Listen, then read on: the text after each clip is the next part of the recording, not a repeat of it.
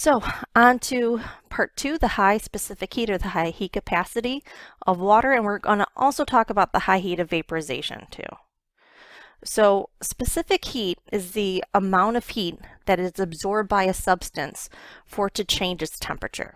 And you have the chemistry definition there, and that's not something that you have to memorize. But if you like chemistry, it might help you to make those connections. But what's more important is let's look at that table to the right. And you see all of these materials and water's at the bottom, and you see that it has the highest specific heat.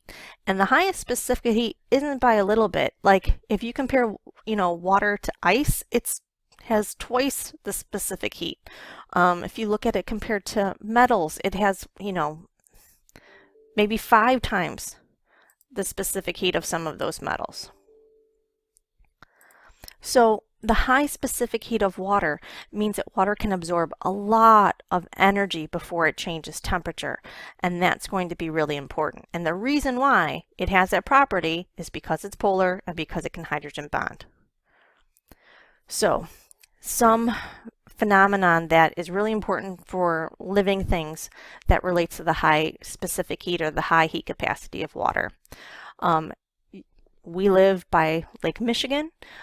You've heard of the lake effect on, different weather forecasts. And what you'll notice is that cities that are closer to large bodies of water, they tend to stay cooler in the summer, but also warmer in the winter. And then the further inland you go, those temperatures have more dramatic shifts, but the temperatures are more moderate or less likely to change if you're closer to water. The reason for that, when heat is absorbed, and remember heat is talking about like the movement of molecules. So when molecules absorb heat and they move more, their temperature increases, those hydrogen bonds break. So heat is absorbed when hydrogen bonds break, and it takes a lot of energy to break those hydrogen bonds. That keeps it cool in the summertime.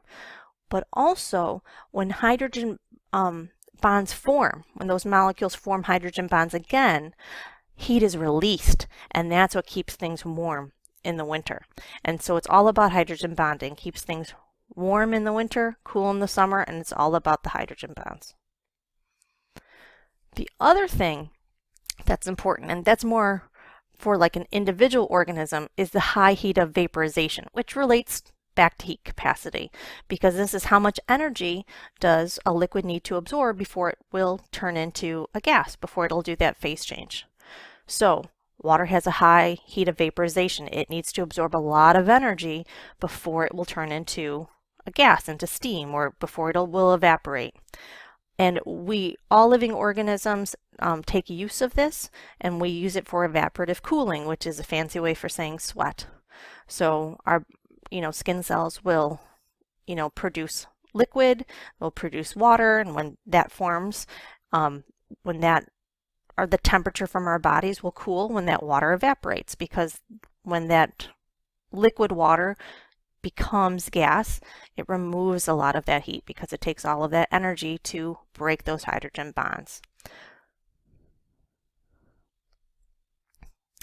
Now we're on to cohesion and adhesion.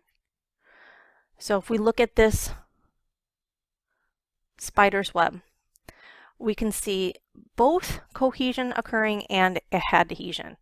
So water molecules are linked together by multiple hydrogen bonds. They bond to one another.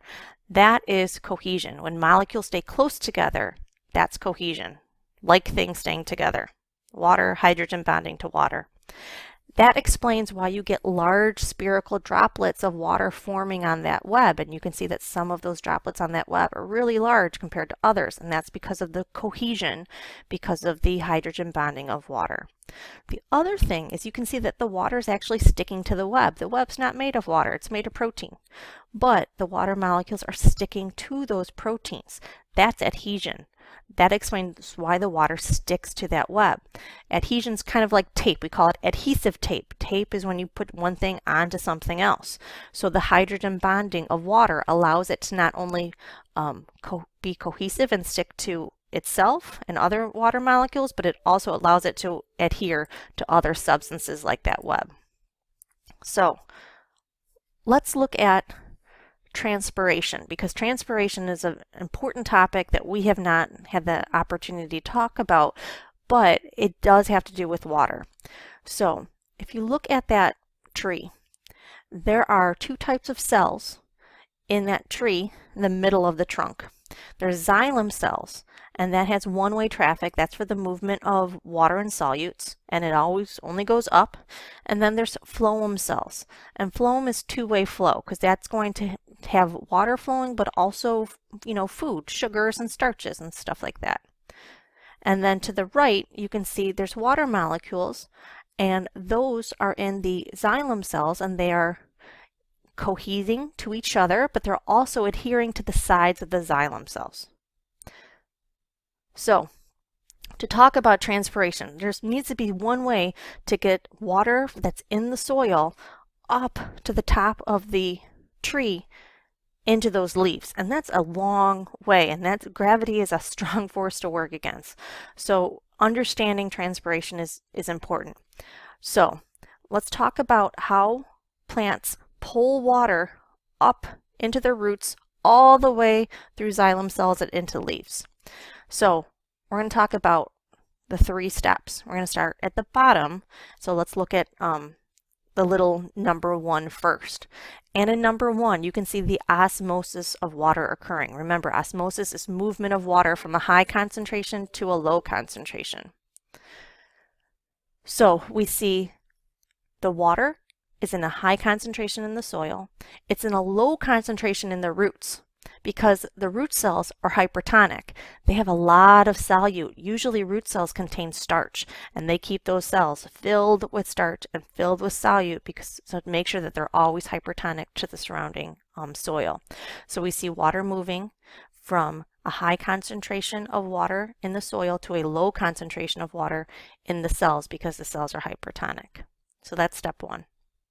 Step 2 is going up those stems. Remember, this is water moving up the xylem cells because that's how water and nutrients flow up the plant, and that's through the xylem cells.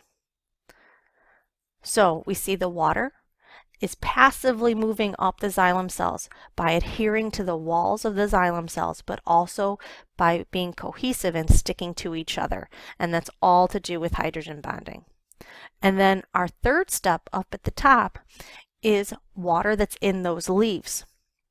That water liquid changes into gaseous form, into a gas, when it is sunny and especially when it's windy outside, because when it's hot and it's sunny, that's going to speed up evaporative cooling, right? And so there's little stoma or little holes at the underside of the leaf, and when water is in the leaf and those stoma are open, water is released and as it turns into a gas. And that's why it's called kind of transpiration. Kind of sounds like perspiration. In perspiration, we secrete water, and then that water evaporates. That's perspiration. In transpiration, the water leaves through the stoma on the underside of the leaf. And if it's very sunny, that means that there's a lot more heat energy. If it's windy, then it will also have evaporation happen much more quickly. And it is always that water leaving through the stoma, and that pulls the water up through the plant.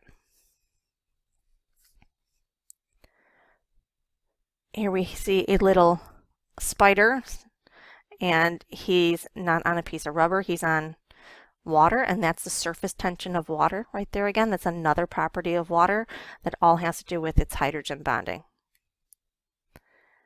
And our last one, the low density as a solid. So we have 2 visuals right there, water as a solid, as ice, and we also have water as a liquid.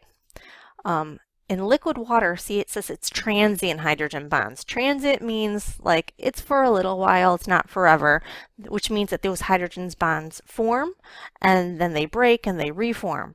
So those water molecules are moving past one another. In ice, though, when temperature is lower, those hydrogen bonds are more stable and they don't break and reform. But notice that the water is expanding as it forms ice. there's more space between water molecules in ice compared to when it's water. So there's a little picture of a shrimp, and you see at the top, he's underneath some ice. He's still in liquid water, but the ice is at the top. And that's all because of the hydrogen bonding of water. Ice floats on liquid water because the hydrogen bonds of ice are more ordered, and that makes the ice less dense. If I would count the number of molecules in the same volume, I'm going to see many more molecules in liquid water than I would in solid water. If ice did not expand as it formed hydrogen bonds, if it became closer together like most solids do, then life as we know it might not exist, because ice would form and it would sink to the bottom. And then imagine all the organisms that live in lakes over the winter. They're living underneath the ice.